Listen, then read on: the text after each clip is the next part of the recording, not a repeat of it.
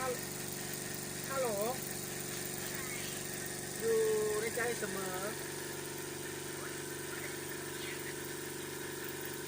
เลือกคุณด้วย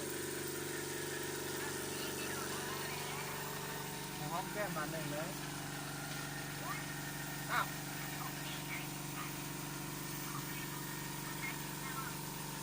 ติดหน้าติดมือแล้วยังบอกอยู่ใช่ยังวิธีการลงสีตัดกับสีส้มใส่ขอบไม้ยังต่างๆอะไรที่มาห้องเนาะอ้าวถ้ามีรถส่วนตัวจะก็ไปเห็นไปออกบ้านโอ้แสดงว่าเขาหอยคือเมื่อเนาะที่ประตูมียืมมาส่งไปบอกยืมมาส่งพร้อมแก้มบาทหนึ่งกับพ่อ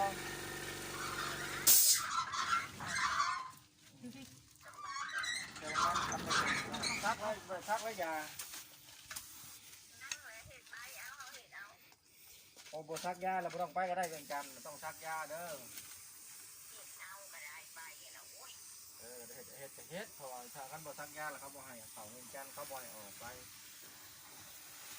มันก็โบซักมันโดนเขาเฝ้าอ้าวซักเข็มหนึ่งเลยก็ได้ที่เป็นอย่างเอามีเข็มเดียว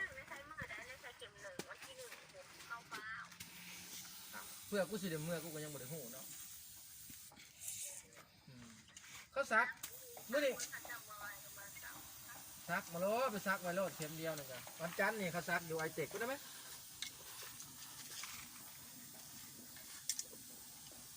เขาซักอยู่มีแต่มึงคือมีแต่ให้เขาซักกันแล้ว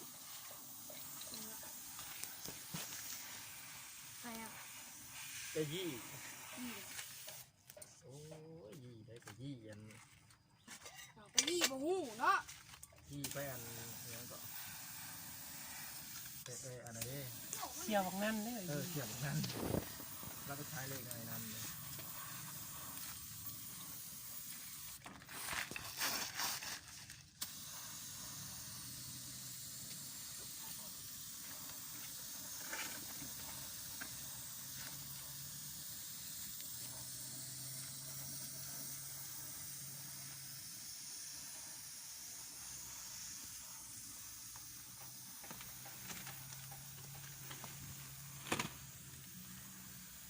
วิชาการ